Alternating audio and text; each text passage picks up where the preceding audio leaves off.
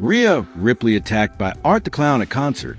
The horror world and the world of professional wrestling collided in a spectacular way when Ripley stepped onto the stage at Silver Scream Con in Worcester, Massachusetts. Known to WWE fans as one of the most dominant and charismatic superstars of her generation, Ripley surprised her audience by diving headfirst into a live horror performance with none other than Art the Clown, the sadistic villain from the Terrifier film franchise. The crossover event happened during a set by Ice Nine Kills, the metalcore band long celebrated for weaving horror culture into their music and stage productions. The Silver Scream Con is more than just a fan convention. It is a 3-day horror celebration curated by Ice Nine Kills themselves, a band that has found international recognition for fusing heavy riffs with slasher-inspired storytelling. From September 12th to 14th, the event transformed Worcester into a haven for horror enthusiasts. On Saturday, September 13th, the convention reached its peak moment when Ripley, the reigning powerhouse of WWE's women's division, and David Howard Thornton, in full Art the Clown attire, joined the band during their live performance. Fans of wrestling, music, and horror all found themselves in awe as 3 different worlds smashed together in a single unforgettable scene. The song chosen for grand appearance was a work of art, a track that had already built its own cult following. Released as part of the soundtrack for Terrifier 3, the track embodies Ice Nine Kills' signature style of horror metal.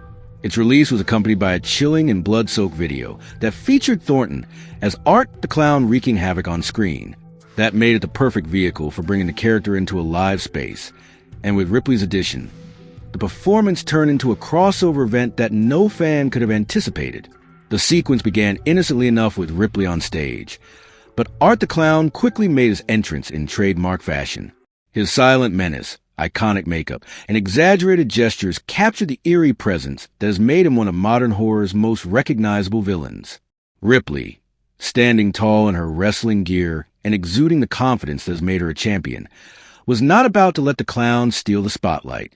What followed was a choreographed clash that blended elements of live theater, wrestling performance, and horror cinema. In the middle of the song, Art swiped a Labubu plush toy from Ripley, a moment played with a mixture of dark comedy and menace. The toy, innocent on its own, became the trigger for a confrontation that spiraled into stage violence. When Ripley attempted to retrieve it, Art struck her across the back of her neck. The act was mimed for performance, but the audience reacted with audible gasps as Ripley collapsed dramatically. Art then pulled out his knife, performing his signature slash across her throat.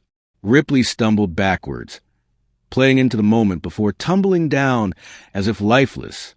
Theatrics like these are nothing new to wrestling fans, who are accustomed to seeing their heroes endure beatdowns, only to rise again in triumph. But within the context of a horror convention and a live music set, it added an extra layer of immersion. For horror fans, it felt like a Terrifier scene unfolding in real life. For wrestling fans, it was a chance to see Ripley embrace a completely different type of storytelling, one that fit her persona as both fearless and unconventional. Ripley has long been open about her love for the Terrifier series. Her admiration for the franchise is not casual fandom. It is a genuine passion that she has shared in interviews and social media posts. Earlier in the year, she told interviewer Chris Van Vliet that she would love nothing more than to appear in a future installment of the series. With Terrifier 3 already cementing its place as a cult success, the conversation has naturally shifted toward Terrifier 4, and Ripley has been clear about her desire to take part. She even went so far as to plead for her own demise on screen, insisting she wanted to be killed off in classic slasher style. Her comments revealed just how deeply she respects the genre and how willing she is to step outside the usual boundaries of a WWE superstar. She explained that Terrifier 3 was her favorite entry in the series so far, pointing out the unsettling brilliance of seeing Art dressed as Santa Claus. To her, the blend of dark humor and sheer terror in that scene captured everything she loved about the films. Her excitement over the possibility of being cast in the 4th installment shows how she views the crossover between horror and wrestling as a natural fit rather than a gimmick. For Ripley, horror and wrestling are not as far apart as they may seem. Both are built on heightened reality, theatrical storytelling, and the creation of larger-than-life characters. Both thrive on audience reactions, whether it be cheers, gasps, or screams. Watching her get taken down by Art the Clown at Silver Scream Con made it clear that she not only understands this but revels in it. She threw herself into the role of victim with the same commitment that she brings to her matches in WWE, where she has already built a reputation for intensity and fearlessness. The fans at Silver Scream Con witnessed something unique, something that blurred the lines between performance art and fan service.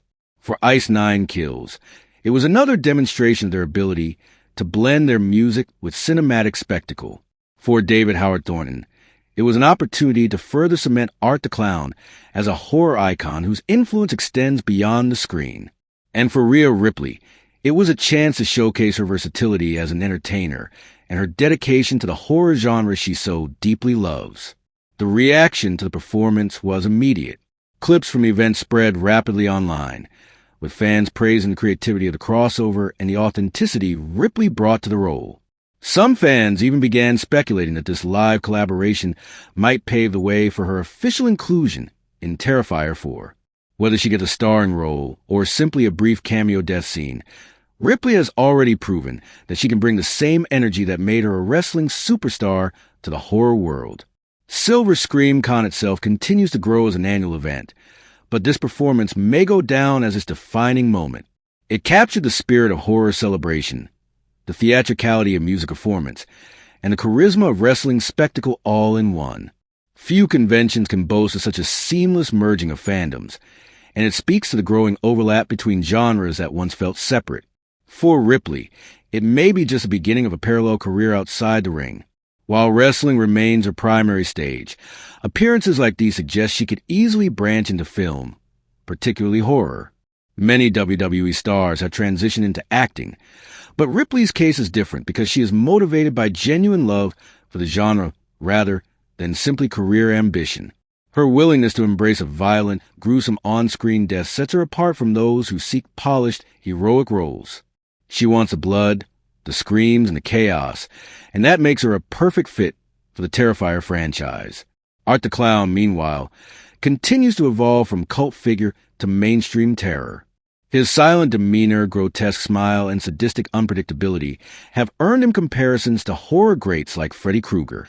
But Ripley's case is different because she is motivated by genuine love for the genre rather than simply career ambition. Her willingness to embrace a violent, gruesome on-screen death sets her apart from those who seek polished, heroic roles. She wants the blood, the screams, and the chaos, and that makes her a perfect fit for the Terrifier franchise. Art the Clown, meanwhile, continues to evolve from cult figure to mainstream terror. His silent demeanor, grotesque smile, and sadistic unpredictability have earned him comparisons to horror greats like Freddy Krueger.